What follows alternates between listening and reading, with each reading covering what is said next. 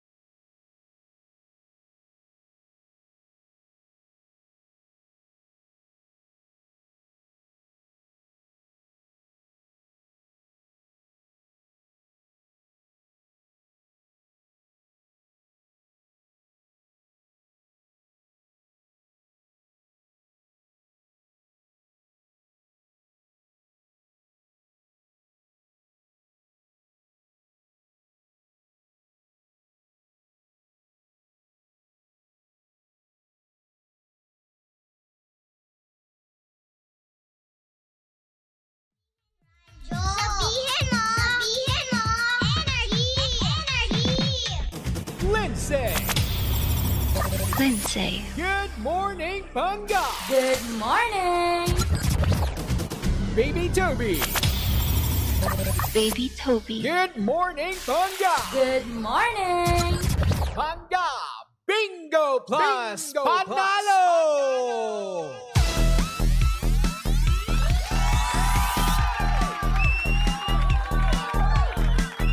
At syempre dahil nandito na nga si Bingbing, ito na ang sinyales para tayo ngayon maglaro ng Pinoy Drop Ball. Syempre dito lang yan sa Panga Bingo Plus Panalo na hatid sa atin ng Bingo Plus. Bingo Plus, bingo sa saya, plus sa panalo. At kaya naman eto na. Since nakapag-jacket na ako, no, tumutok na kayo, ihanda nyo na ang inyong panlista, ihanda nyo na ang inyong pang-screenshot kasi nga naman, ngayon, magbibigay na ako ng mahiwagang baraha na inyong tatandaan, no, kasi nga naman para mamaya sa paraleta ni Kuya Chico, pwede kayong manalo ng 500 pesos, di ba? Kaya naman ito na, ishoot na natin itong mahiwagang bola. At ayun na nga, ito ay tumatalbog at tumigil sa King of Hearts. Kaya naman mga Pangga, ilista nyo na, no, screenshot nyo na lahat-lahat na para nga naman hindi nyo makalimutan, di ba?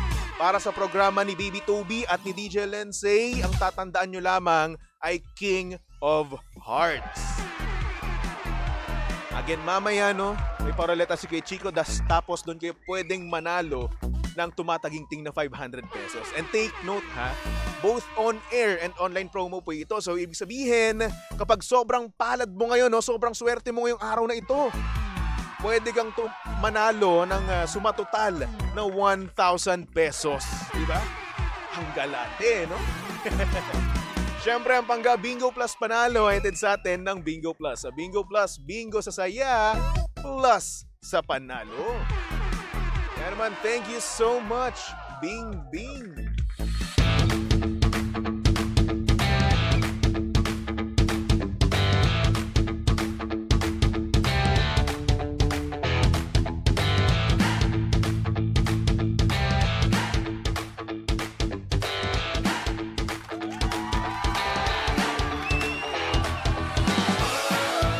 Same, pero...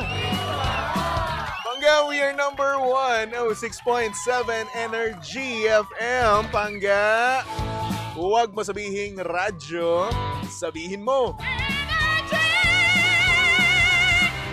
9:30 on the clock at syempre kasama nyo pa rin kalandian ng hot baby boy ng radyo. Walang iba kundi si Baby Toby. At syempre Pangga, si Baby Toby ay live na live ngayon, no, sa Energy FM Facebook page. Kaya naman kung gusto nyo makita ang itsura ni Baby Toby ngayong Friday morning, no, ayan, pumunta na kayo sa Energy FM 106.7 at gayon din, no, sa ating TikTok live kung gusto nyo makita naman ang itsura ko ng may filter, di ba?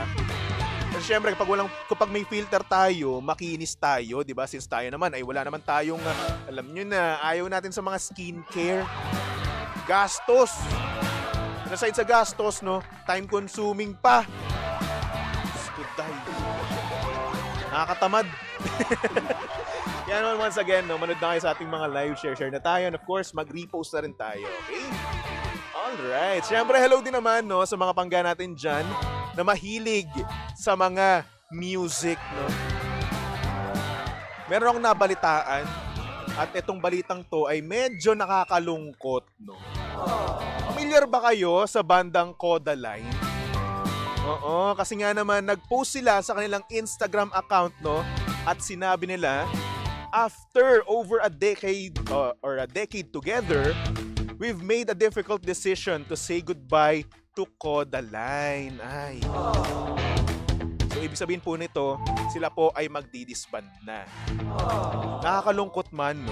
Kasi isa tong Kodaline na to, isa to sa mga paborito kong banda. At the same time, yung mga kanta nila talaga nga namang tagos sa puso. Oo. Kilala kasi ang bandang Kodaline, no, sa kanilang kanta na All I Want and The One. Yung All I Want about yan sa pagre-relapse. So, sa taong umalis sa'yo. Diba? Tamang-tama ka dyan. Sa taong akala mo siya na at naglabas ng best side mo, no? Kaso nga lang, iniwan ka. Pero sa kabilang banda naman, no, yung kanta naman nilang The One, no, yan naman, para yan naman sa mga Pangga natin dyan na in love. At talagang nahanap na nila ang kanilang The One. Sana all. Kaso nga lang ayun, itong Irish rock band na ito ay talaga nga namang after a decade, no, ay nagsabi na sila ay magdi-disband. Pero ngunit subalit at tapwat, no, hindi lang doon natatapos. So, hindi lang sila basta-basta magdi-disband, no. Kasi nga naman pupunta pa sila sa kanilang studio at magre-record pa sila ng kanilang 5th album, di ba? Kaya nga naman, no, aalis sila with the bang, di ba? Nice. Kodaline. Actually, marami pa silang magagandang kanta, eh, no? O, familiar ba kayo sa High Hopes? Ayan, kanta rin nila yun. Diba? Yung Spend It With You. Ayan, kanta rin nila yun. And at the same time, no, medyo nakakilig din talaga. Pinaka-the best, no, para sa akin, no? Pinaka-the best yung kanta nilang The One, diba? Para sa mga in love. O hindi naman kaya medyo delulu, no, sa part na akala nila yung crush nila mismo, no, kahit hindi sila pinapansin sa ngayon, no, sila na mismo yung the one. Ay nako, thank you so much, Kodaline, sa mga Pangga natin dyan na nakanood ng kanilang concert, no, nung mga nakaraang taon dito sa Pilipinas, no. Ayan, i-cherish nyo yan. I'm sure mamimiss nyo sila at mamimiss siya ng Pilipinas at ng music industry, diba? And speaking of the one na rin naman, mga Pangga, meron akong nabalitaan naman. Oo, doon sa Dagupan City, Pangasinan, merong bride doon na kung saan, kahit bumabaha, no, okay lang, tutuloy pa rin ang kasal, diba? Kahit na mismo na siya ay sumakay mismo, hindi sa bridal car, ha? Kung hindi sa bridal jeep. Yan! Mahal nga naman talaga, eh, no? Kapag dawan mo talaga yung nahanap mo, eh, no? Kahit na bumabaha, aliga dito, papakasalang kita.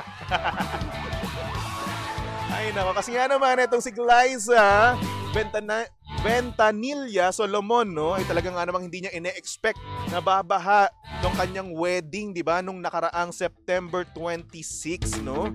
At ayun, dahil nga ditong kay Bagyong Nando, binaha ang kanyang kasal at hindi nga makamove no yung wedding car niya kasi nga sobrang taas nga ng baha no. Ay nako, hindi kakayanin.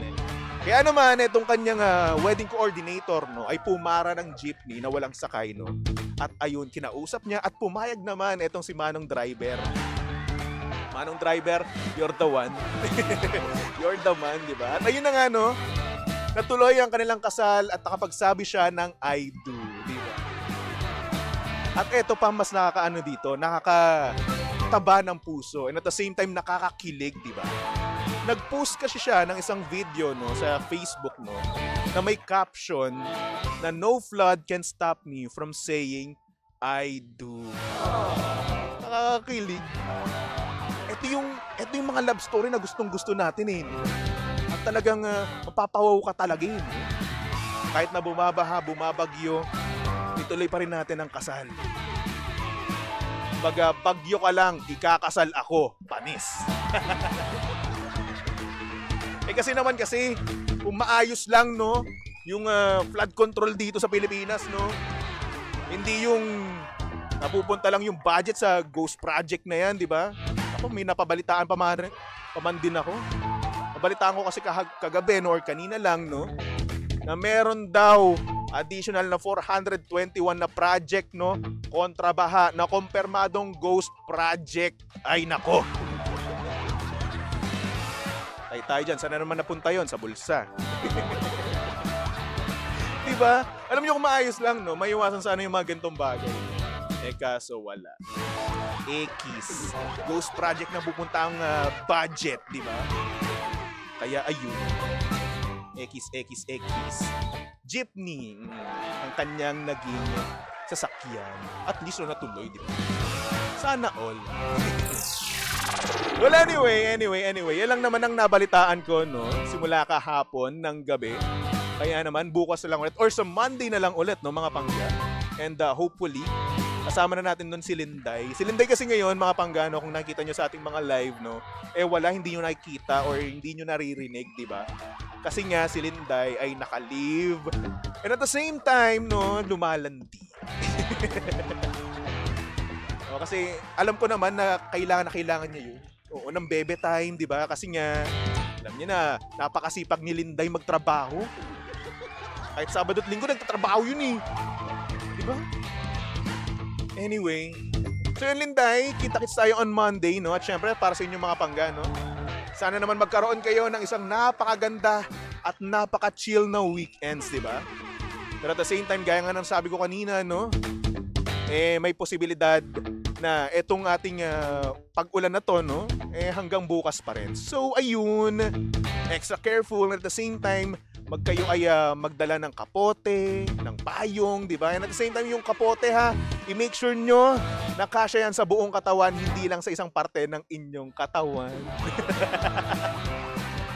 Kasi meron naman kasi mga kapote para sa sapatos lang, di ba?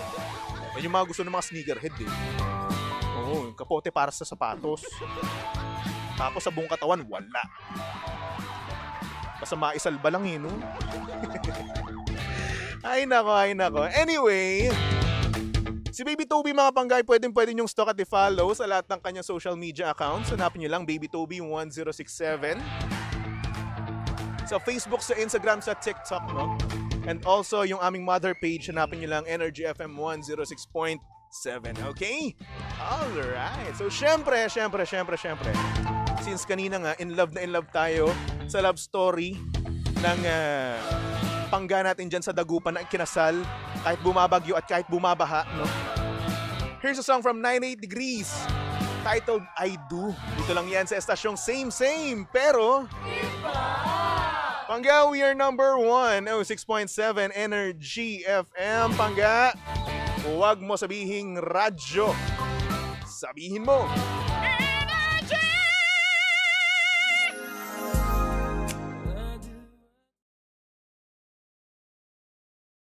Hi, Pangga! Please like like and follow. Share and subscribe To our social media pages at Energy FM 1067. on Facebook and Twitter. Instagram, YouTube, and on TikTok. Samahan mo pa rin kayo pangga sa aming Facebook Live o TikTok Live sa programang Baklita sa Woo Woo Woo! Tuwing alas 11 ng umaga hanggang alas 12 po yan ng tanghali. Monday to Friday yan. Syempre dito po lamang yan sa number 106.7 Energy FM. Pangga, wag mong sabihing radyo. Sabihin mo, Energy!